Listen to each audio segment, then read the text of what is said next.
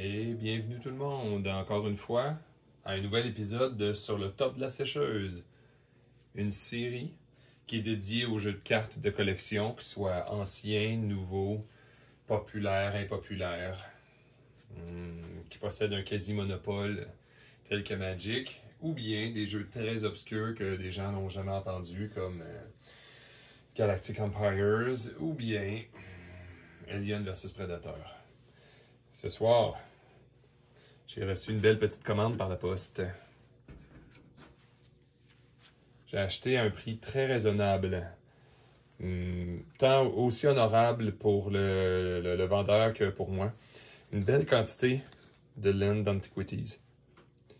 Ceux et celles qui ne sont pas familiers, là, Antiquities, dans le temps, pour les différencier des Chronicle, il y avait exactement le même dessin.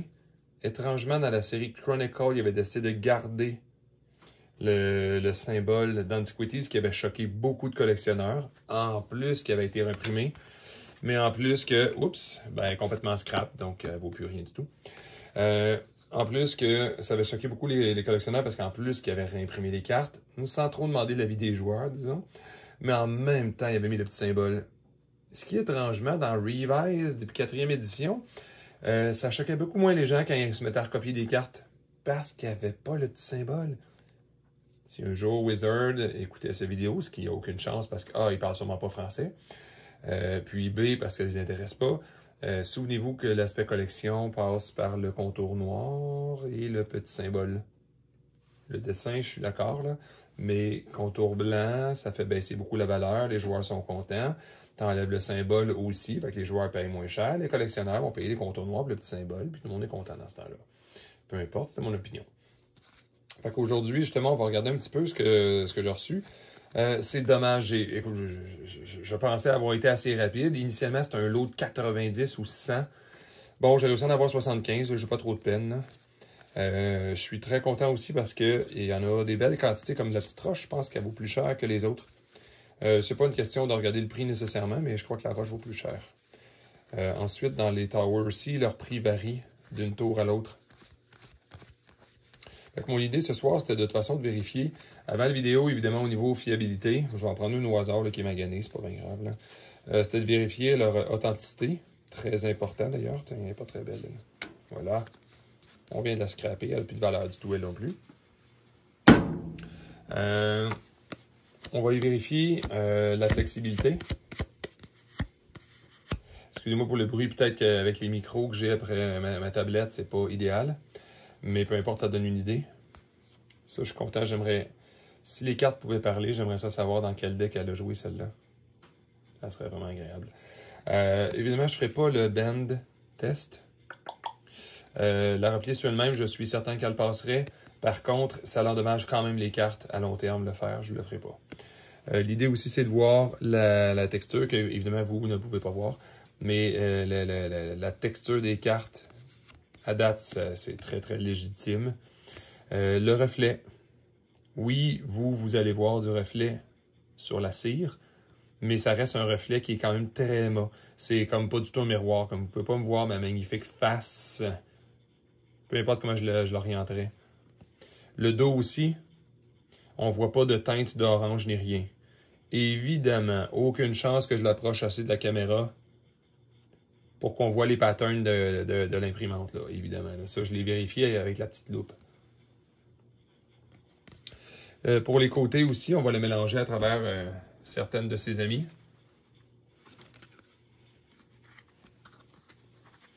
Bon, évidemment, ils ont de l'âge, là. Mais pas d'encre, pas rien, pas de stylo. Fait que, ça m'a donné vraiment confiance aussi quand j'ai reçu le lot. J'ai pas perdu mon temps, là. Très, très, très belle quantité. C'est le tas des cartes qui m'ont impressionné aussi. Bon, il y en a une couple qui ont visiblement été jouées, mais je vais peut-être faire un petit tri à travers quelques-unes s'il y en a qui ne vaudraient pas la peine. S'il y en a que j'ai une chance d'aller chercher un 8 et plus sur 10 chez MNT Canada. Évidemment, avec la pandémie, il n'est pas question d'envoyer chez Beckett ou chez PSA. Je pense même qu'ils refusent de toute façon. Puis le prix est absolument exorbitant, donc je ne ferai pas grader des communes à 500 $ la carte. Là. Fait que je vais faire un pré-tri au début. Avec des beaux petits sleeves. Je comprends pas. J'ai toujours l'impression que c'était la meilleure marque sur le marché. J'ai l'impression que je suis le seul à penser ça. Je les apprécie beaucoup parce que je trouve qu'ils ont une belle consistance. Quand on les combine, quand on double sleeve dans les decks, ben ça fait cute aussi. C'est très intéressant. Fait qu'évidemment, ça c'est dans le... On n'ira pas faire grader ça, ben. On va essayer de splitter en 2 petits packs, là. À droite, ça va être douteux, puis à gauche, ça va être une bonne chance. Oh, c'est classe, ça varie. Mais ça sera pas vite, en tout cas, peu importe. Pourquoi d'ailleurs j'ai couru un petit peu après ces laines-là? Je voulais, pour une raison X, cette grandeur-là, ce qui n'est pas le cas du tout, c'est cette grandeur-là que je voudrais retrouver dans d'Antiquities. À l'époque, on parle vraiment de lointain, je cherchais ces cartes-là, personne n'en avait, personne ne voulait les échanger.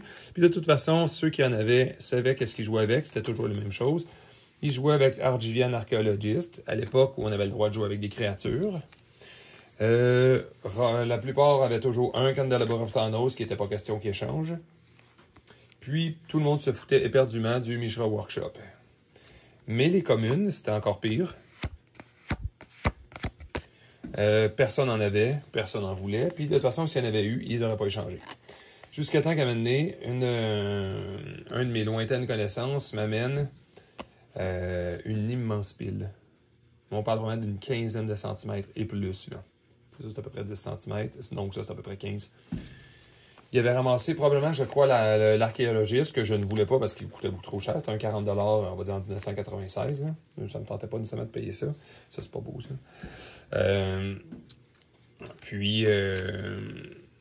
Il a enlevé une ou deux des meilleures cartes. Mais je me souviens dans le temps, une carte relativement impopulaire, donc le Gaia's Avenger, il y en avait 3. Ils avaient laissé dans la pile. Il y avait une quantité astronomique de toutes les bonnes cartes. Donc, toutes ces beaux lands-là. Il y avait 11 ou 14 Mishra Workshop, dont 2 fois celle hivernale, celle qui est rare. Ça m'a rappelé...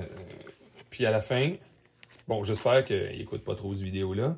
Le prix final, on s'était entendu sur 85 $. Ce qui équivalait entre 40 sous à 50 sous de la carte, à peu près.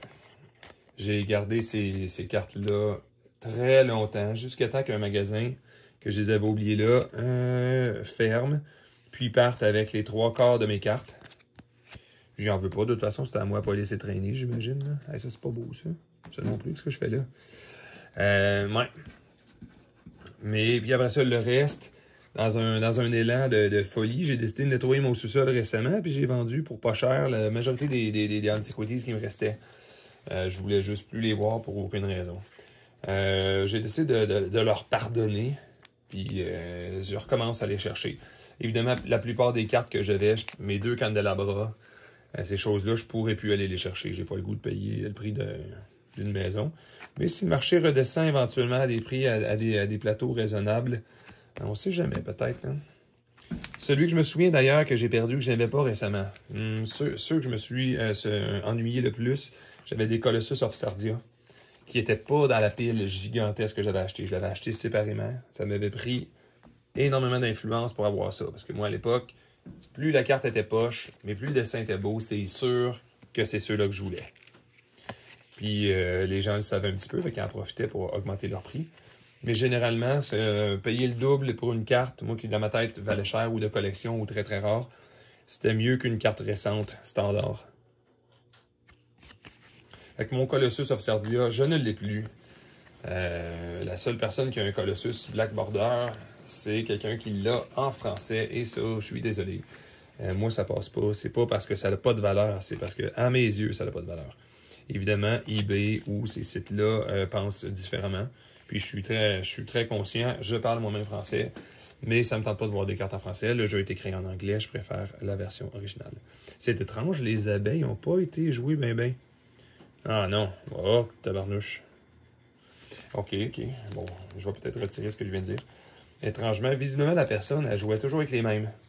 J'aimerais tellement voir des anciennes parties jouer avec ces cartes-là. En quelle occasion ils ont été maganés comme ça? Voilà.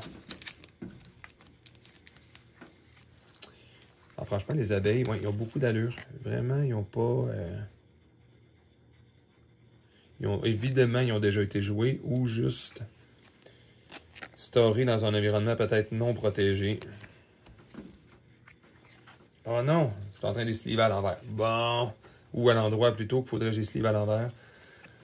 On redéfera tout ça, mais on les slive de l'autre côté. C'est pas grave. Bon, je termine mon histoire, effectivement, après avoir eu des Antiquities. Récemment, avec la montée des prix, bon, ben, elles sont en train, non, elles sont pas en scène en bon état. Ça m'a redonné le goût de jouer un petit peu, mais surtout de recollectionner encore des éditions qui pourraient avoir de la valeur. C'est agréable de collectionner quelque chose qui vaut quelque chose. Je pense que ceux qui collectionnent pourraient me comprendre. Collectionner des quantités infinies de choses qui n'ont aucune valeur, même si tu les payes pas cher, c'est pas très intéressant. Par contre, collectionner des choses, les payer cher, savoir que ce qu'on a de la valeur aux yeux de quelqu'un qu'on connaît ou même nos amis, ça donne toujours une petite fleur. Wow, franchement, c'est dommage que je pense que c'est l'abeille qui vaut le moins cher, mais c'est ceux-là, évidemment, pour une raison X, c'est ceux-là qui, étrangement, sont les plus belles. Ouais. En passant, vous pouvez m'envoyer des messages. Je vais peut-être mettre un lien vers mon site transactionnel ou un lien pour me contacter sur mon adresse professionnelle. Si jamais vous avez des cartes de ce type à vendre, je pourrais même vous dire à la limite que normalement, je ne revends pas ça. S'il vous plaît, c'est même pas nécessairement un canal d'investissement. Ceux qui veulent des conseils, c'est correct, je peux toujours en parler un petit peu. Mais moi, c'est pas pour revendre. J'adore ces cartes-là. Ça me rappelle quand je jouais. Ça s'en va directement dans les boîtes pour les protéger. Généralement, je vais préférer les donner peut-être à des amis qui en ont besoin plutôt que les vendre. Si vous avez des cartes, par exemple, avec l'histoire, ça vous tente de me contacter, j'écrirai un lien dans mon vidéo. On s'entend sur un prix raisonnable. Si vous voulez même un boni sur votre prix, écrivez-moi l'histoire, le pourquoi, dans quel genre de deck vous avez eu, si vous avez fait des tournois avec, si jamais ils sont maganés. C'est quasiment quelqu'un va signer là-dessus. Oh! Lourdement endommagé. Moitié prix. Si quelqu'un a des cartes endommagées, j'aimerais ça savoir pourquoi. Un des gars qu'on joue au tournoi avec pouvait seulement avoir un deck. Parce que lui, il jouait avec même pas de sleeve. Puis ses cartes étaient tellement endommagées que si jamais il avait mis une carte d'un set nouveau, on aurait tout de suite... Tout le monde aurait su la carte était où. C'était tellement massacré. Il y a plusieurs cartes qu'on ne pouvait pas lire le nom. Il y a certaines cartes que si on ne connaissait pas le power et le toughness de la créature, on ne pouvait pas le savoir non plus. Tellement c'était égratigné puis magané. Puis pourtant, si on parle de quelqu'un qui avait quand même des cartes Legion d'une certaine valeur, là, mais les échanger, c'était impossible. Même nous, on jouait toujours avec des sleeves transparentes. À l'époque, c'était soit pas populaire ou ça n'existait carrément pas des sleeves avec un dos noir. Puis souvent, dans les gros tournois, ils ne le permettaient pas de toute façon. Fait que les cartes étaient tellement maganées, on les aurait reconnues tout de suite. Ça n'aurait pas été des cartes légales en tournoi. OK. Ah ben les tours, je suis content. C'est pas parfait, mais l'état est vraiment satisfaisant. Les art d'ailleurs à cette époque-là, ben ça c'est les Mark Poole, effectivement. Ben, je suis pas surpris, mais il a fait un Secret Lair l'été passé. Il y a un très bon choix. Le Howling Mine, les petits oiseaux, puis il y a un petit peu de tout. Là. Très très belle carte. Ce serait le fun à mener qu'il refasse ça. Pour moi. Oh, Colin. OK. De la colle. Mais c'est correct, ça. Si ça a servi, ça a servi. J'aimerais ça qu'il refasse un Secret Lair avec ces laines-là. Je sais qu'évidemment, il se sentirait peut-être obligé de refaire le dessin.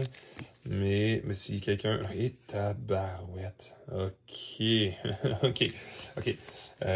S'ils sont obligés de refaire le art, OK, mais ça n'a pas le même impact. Le art de l'époque, ben, le fait en plus de faire des saisons différentes sur les tours, de faire des sections d'usines différentes dans ces choses-là, l'idée était géniale. Là. C'est drôle, des fois, je peux pas en dire autant des cartes d'aujourd'hui nécessairement. Oh, ça c'est magané, ça aussi. On jurait qu'elle est en bel état, mais malheureusement, il y a une belle ligne à travers. Là. C'est ça. S'il fallait que le Brothers War qui sort en 2022, à la fin de 2022, ressemble un tant soit peu à Antiquities, wow! Ça serait incroyable. J'ai quand même peu d'espoir. Les artistes qui dessinent maintenant sont différents. Je pense pas que ce soit mieux ou pire qu'avant. C'est mon opinion, c'est juste qu'ils ont tendance à surcharger souvent l'écran. Urza Tower, il y a un ciel, où est-ce qu'elle est assise, il y a la tour. That's it.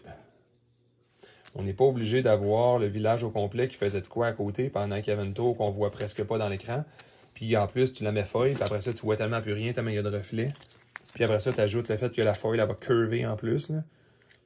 Puis après ça, tu fais des versions extended de la foil, ce qui fait que finalement, la curve, le reflet, il n'y a pas de focus sur le sujet non plus.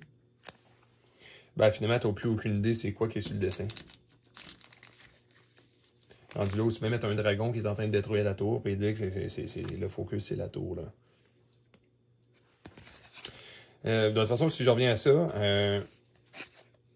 ceux qui se souviennent les print runs d'Antiquities, c'est minuscule. Oui, ces cartes-là sont évidemment pas sur une reserve list. Ils ont été réimprimés encore et encore. Puis même au début de Magic, je l'ai nommé au début, là, Chronicle, ça a été réimprimé plus que plus. Dites-vous par contre que les vrais Antiquities, là, la quantité, c'est des cartes qui étaient extrêmement jouées à l'époque dans les decks d'artefacts, puis même dans certains decks rouges. Qui a jamais fait une Fireball au tour numéro 5 pour à peu près 10 de dégâts. Elle est pas pire celle-là aussi. On va me ramasser à faire grader l'univers tout entier. C'est des cartes qui ont été très utilisées, souvent des cartes qui ont été perdues, lourdement endommagées, puis qui initialement elles faisaient partie d'un... Excusez-moi le terme anglais, en français, il faudrait que je l'aille. Une impression ou un print run très petit. Ah non, ça c'est terrible de voir là. Ça me rappelle les premiers Antiquities que je me ramassais. Totalement terrible.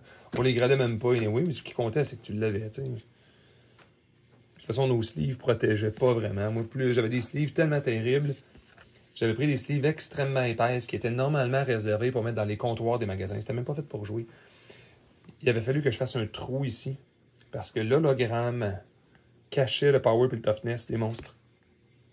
Fait que là, je la sorte à chaque fois aux gens. Normalement, plus je jouais, j'avais pas besoin de jouer beaucoup, plus je jouais avec mes decks, plus je massacrais mes cartes. Oh, c'est terrible. Jusqu'à temps que maintenant, on a compris que normalement, les sleeves qui protégeaient le mieux, c'était les sleeves à une scène. Puis tu échanges souvent. Fait que quand il y a du sable, de la poussière dedans qui commence à égratigner, tout de suite, tu changes ça. Ça fait plus propre. Plus ça se brasse mieux des cartes, moins ça fait de friction, moins ça brise.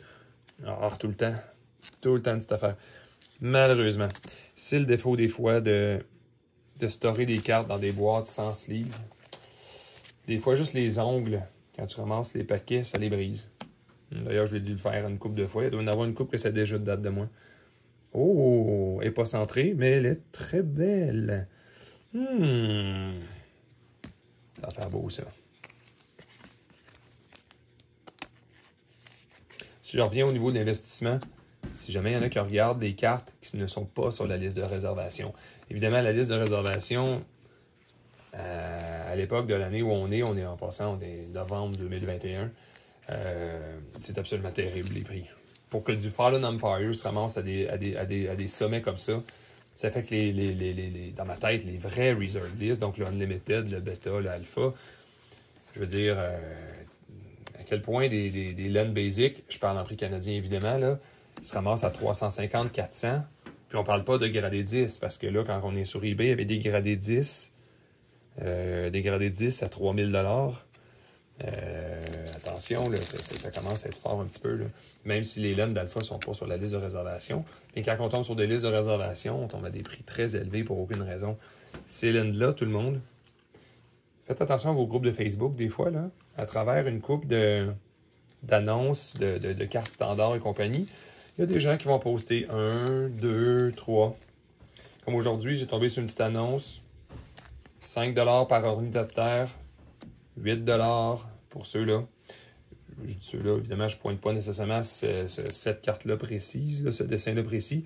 À 8 $, il y en a qu'il faut faire attention. Certaines mines ou power plant valent pas la peine. Mais les tours à 8 $, sautez dessus. Là. Si au pire, vous voulez juste les flipper, ça peut aller vite de même.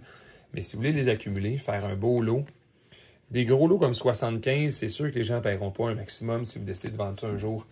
Mais un playset d'Antiquities, 4 Tower, 4 Mines, 4 PowerPoint, 4 PowerPoint, 4 Plant, je veux dire, c'est rare. 2, si vous réussissez à avoir tous les dessins différents, ben les gens vont sauter dessus. Là. Ça veut dire que tu peux vendre un 12 cartes à très très bon prix. Et les gens vont peut-être vous lâcher en disant 75% FTF, CCG. Tu vas pouvoir peut-être imposer ton prix en mettant une belle collection comme ça des fois. Ah ben celui-là, il l'aimait. Hein? Je ne sais pas pourquoi il y en avait beaucoup. Là. Et c'est assez impressionnant. Il l'a joué aussi pas mal. Là.